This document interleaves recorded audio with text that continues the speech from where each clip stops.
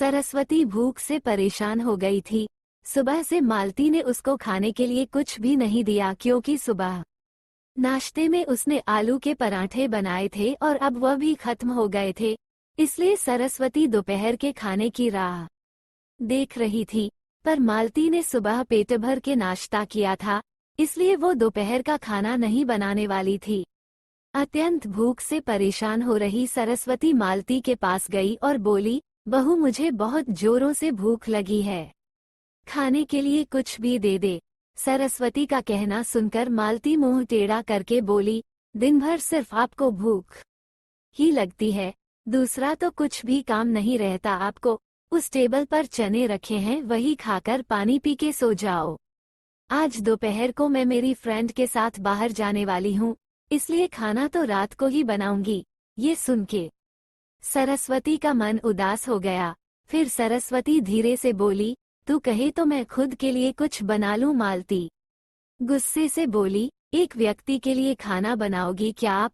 सोचकर मालती किचन में गई और उसने फ्रिज में रखे हुए बासी चावल निकाले। आचार के साथ वह चावल एक थाली में परोसकर सरस्वती के आगे रखकर बोली कि खा लो।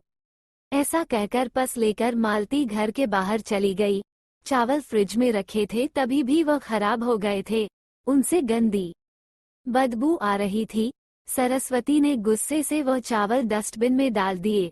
इसके बाद उसने दाल चावल निकालकर अपने लिए गरम गरम खिचड़ी पकाई और पुदीने की चटनी के साथ खाई और सब बर्तन घिसकर किचन साफ किया और चुपके से अपने रूम में जाकर सो गई। मालती ने भले ही खाना पकाने से मना किया था, पर यह घर उसका भी था और वो खुद का खाना खुद बना सकती है। दूसरे दिन सुबह सरस्वती अपने रूम में बैठी थी, उतने में उसका बेटा रमेश उधर आया और बोला, माँ आजकल महंगाई बहुत बढ़ गई है, मुझे घर खर्च चलाना भी बहुत कठिन हो रहा है, ऊपर से पापा की 13वीं पर भी बहुत खर्च हुआ। माँ मैं सोच रहा था कि एक रूम किराए पर दिया जाए, घर का किराया आने पर घर खर्च में थोड़ी मदद होगी। सरस्वती बोली, बेटा तुझे जो ठीक लगेगा तू वही कर। उसके बाद रमेश गला साफ करते हुए बोला, माँ तेरा रूम खाली कर दे और नीचे के छोटे रूम में शिफ्ट हो जा।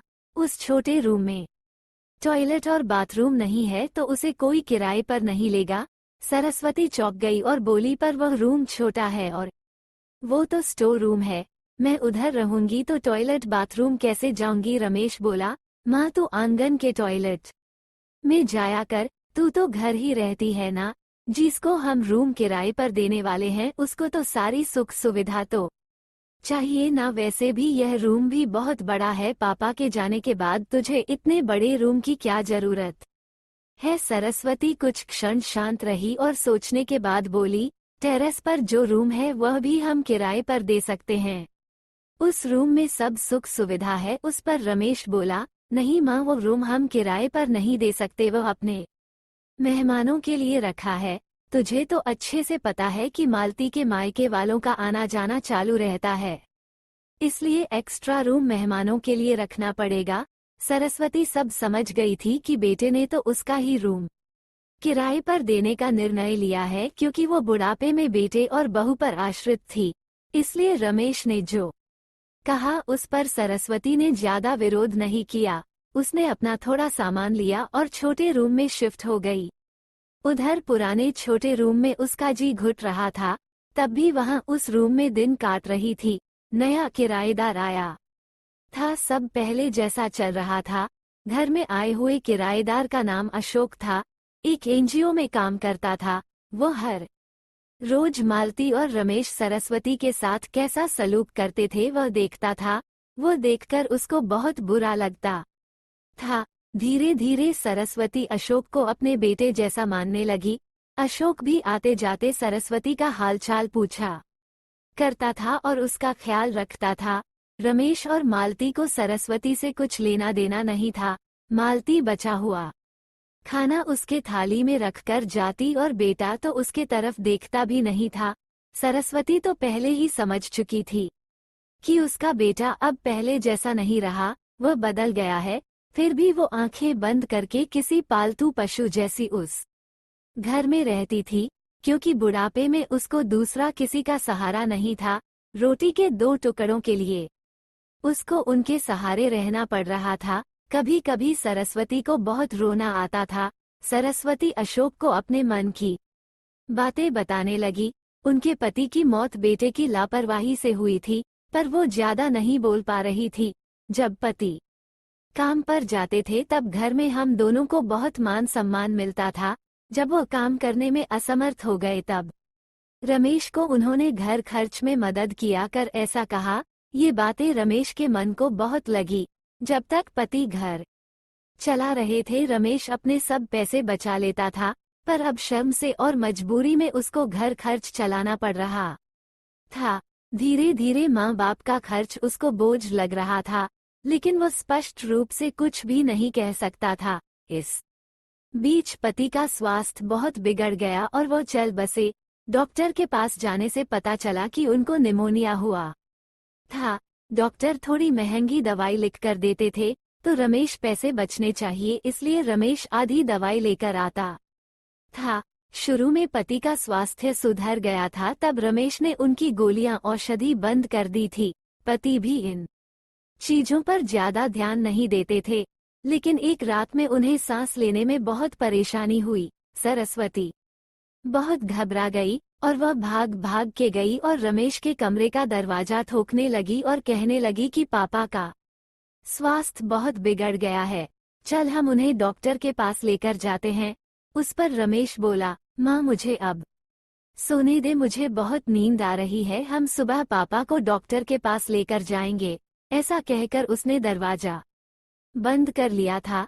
सरस्वती रात भर पति के तकिए के पास चिंतित बैठी रही।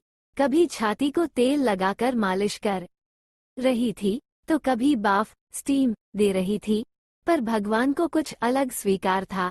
सुबह तक उनकी की मृत्यु हो गई थी। घर में कब्रिस्तान जैसी शांति थी। रमेश रोने का नाटक करने लगा। मालती तो ऐसे रो रही थी कि जैसे उसको वास्तव में ससुर चले गए इस बात पर बहुत दुख हो रहा हो। सबसे ज्यादा धक्का लगा सिर्फ सरस्वती को, पर वह कुछ बोल नहीं पा रही थी।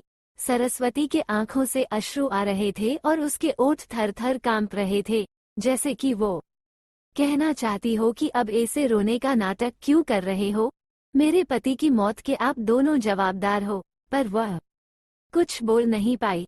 क्रियाकर्म कर दिया गया।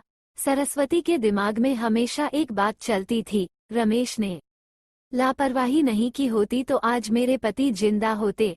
उनकी मौत के बाद मालती और रमेश का व्यवहार बहुत बदल गया था। सरस्वती को भी उनके व्यवहार की आदत पड़ गई थी, इसलिए वो उनकी तरफ से कोई भी अपेक्षा नहीं रखती थी, पर उसका मन उसे अंदर ही अंदर उसे खाए जा रहा था।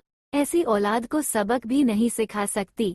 एक दिन उनका किराएदार अशोक उसके पास आया और सरस्वती को कुछ बातें उसने समझाई। वो बातें सुनकर सरस्वती की आंखों में एक नई उम्मीद जगी। दूसरे दिन सुबह सरस्वती मालती और रमेश के पास आए और बोली, मुझे तुम दोनों से बहुत जरूरी बात करनी है। मुझे ऐसा लग रहा है कि तुम दोनों को मेरे साथ रहने में प्रॉब्लम है, इसलिए मैंने सोचा कि मैं वृद्धाश्रम में रहूंगी। सरस्वती का कहना सुनकर मालती बहुत खुश हो गई। रमेश ने थोड़ा दुखी होने का नाटक किया। फिर थोड़ी देर में सरस्वती ने उन दोनों के चेहरे के हाव भाव देखे और बोली, रमेश तुझे दुखी होने की जरूरत नहीं है और मालती तुझे इतना खुश होने की जरूरत नहीं है। पहले मेरी सब बातें सुन लो। और सरस्वती हंसकर बोली, ये बातें सच्ची है कि वृद्धाश्रम में रहूंगी, पर मैं इस घर से कहीं नहीं जाऊंगी। मैं इस घर को ही वृद्धाश्रम बनाऊंगी। अब यहाँ तुम्हारे जैसे स्वार्थी बेटे और बहू यहाँ नहीं रहेंगे, मेरे जैसे बूढ़े लोग यहाँ रहेंगे। ये मेरा आखिरी निर्णय है। ये सुनकर रमेश और मालती दोनों ही चौंक गए। रमेश और मालती एक दूसरे की तरफ देखने लगे। उन दोनों ने सोचा था कि सरस्वती घर छोड़कर चली जाएगी तो वह दोनों खुशी से रहेंगे। उनको लगा था कि अब उनको सरस्वती की जवाबदारी लेनी नहीं पड़ेगी, उसका ख्याल नहीं रखना पड़ेगा। पर इधर तो सब उल्टा हो गया था। सरस्वती का कहना सुनकर रमेश गुस्से से बोला, माँ तेरा दिमाग तो ठीक है ना, इस घर पर मेरा अधिकार है, फिर तू इस घर को कैसे वृद्धाश्रम बना सकती है? तू भूल रहा है बेटा, अभी तक ये घर मेरे ही नाम पर है। सरस्वती गुस्से से बोली, तुम दोनों ने मुझे बहुत परेशान किया है। छोटी छोटी बातों पर मेरा अपमान किया है। बीमारी के वक्त भी मुझ पर ध्यान नहीं दिया। खाने पीने के लिए भी मुझे बहुत तरस आया। तेरे पिताजी भी मुझे छोड़कर चले गए। अगर मैंने कठोर निर्णय नहीं लिया तो मेरा भी वही हाल होगा जो तुम्हारे पापा का हुआ था। इसलिए मैंने सोचा कि बेटे के झूठे प्यार के जाल में फंसने से अच्छा मैं अपने बारे में सोचूं। रमेश घुटनों पर आकर बोलने लगा, माँ मुझे माफ कर दे, हम दोनों तेरा अच्छे से ख्याल रखेंगे, तेरा कभी भी अपमान नहीं करेंगे, पर तू इस घर को वृद्धाश्रम मत बना। माँ थोड़ा सोच कर तो देख, हमारा क्या होगा। सरस्वती ऊंची आवाज में बोली, मैंने और तेरे पापा ने तुझे अच्छे संस्कार दिए थे, फिर अभी तूने सिर्फ तेरे परिवार के बारे में ही सोचा, हमारा नहीं। फिर मैं तेरा कैसे सोचूं? तू तेरे परिवार का सोच, मेरी चिंता मत कर और जल्द से जल्द ये घर छोड़कर चला जा, क्योंकि इस घर में अब अच्छे लोग रहने आ रहे हैं। इतना कहकर सरस्वती अपने रूम में चली गई। रमेश और मालती शांत सरस्वती को जाते हुए देखते ही रह गए। सरस्वती ने अपने जैसे बूढ़े लोगों को उसके घर में आश्रय दिया। अशोक की मदद से वृद्धाश्रम अच्छे से चलने लगा। दोस्तों, आजकल के लड़कों ने बूढ़े लोगों के साथ गैर व्यवहार किया तो बूढ़े लोग भी कठोर निर्णय ले सकते हैं।